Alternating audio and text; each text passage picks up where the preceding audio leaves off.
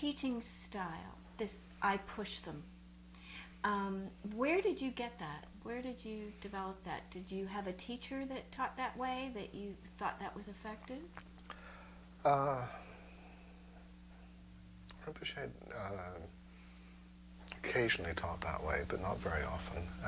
But that wasn't Rinpoche's way of teaching.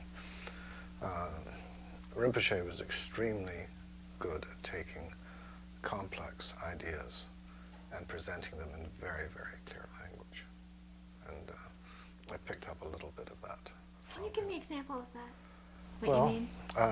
Take a complex idea in Buddhism and let's discuss it. Will you give me one that he did, how he would explain it? Oh gosh, it's so long. Can you remember that? Go in the memory banks.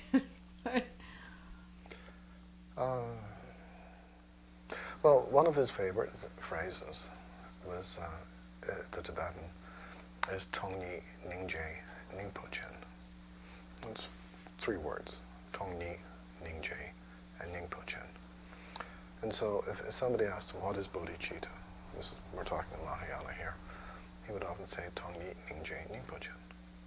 Now, bodhicitta is a vast topic, and there are many, many aspects to it. But this phrase, Tongni, is the Tibetan word for shunyata, emptiness. Ningje is the Tibetan word for compassion. And Ningpochen means basically to have the essence. So, to have the essence, emptiness and compassion. Done. There you go. All right. And, I mean, that can be endlessly elaborated. Right. But what is bodhicitta? It's to know experientially, which is what have the essence means, emptiness and compassion. Oh. And that's it. Distilling it down. This style of pushing. Mm-hmm. I watched you do a little of this in a... At Inside LA. Yeah. Yeah. I watched you do a little bit there, and I did another day long or 2 day long. I can't remember. It was long ago at in Pasadena. Was that 1 or 2 days? I think it was only 1. Okay, but it may have felt like 2. No, I just couldn't remember. I've lost time. For some reason, I can't tell 5 minutes from 5 years anymore, and I don't care. But, when people want to know things, I, want to try to be as accurate as I can.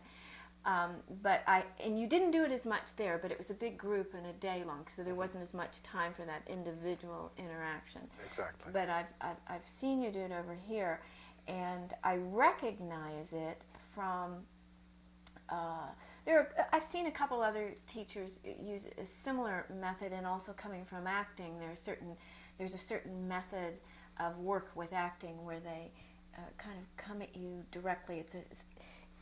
Theirs might be a little more confrontational and abrasive, what they do, because they're really pushing. I don't find that helpful. Let me give you an example, because I've always taught this way, and it doesn't matter what I teach.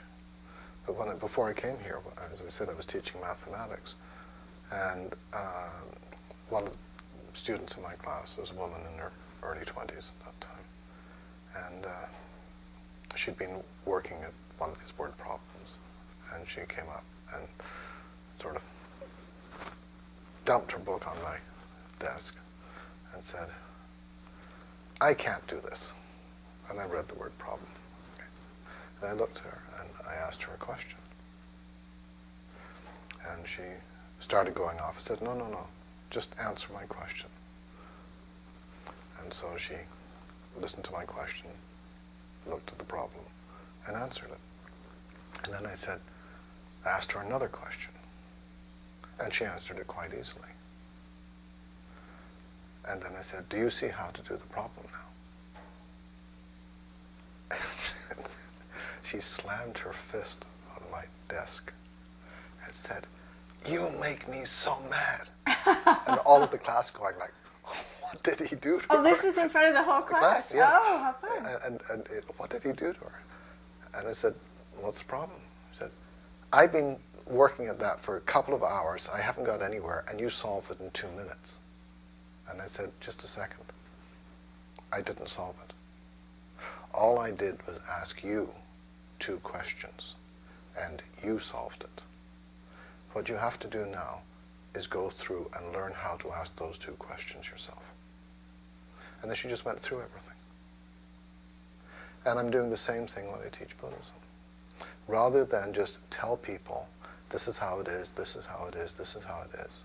When they ask me a question, I'm sensing, when I'm listening to that question, I'm sensing what is the experience from which that question is arising. Right. And then I lead them back into that experience. Often, the questions are arising because they've encountered something that has made them uncomfortable or curious, or they don't know how to relate to it. So by asking them questions about that experience and leading them into that experience, I'm often taking them to a place which is difficult for them. That's why I say pushing. But here they're coming back into their experience, and I'm showing them how to learn from their experience rather than me telling them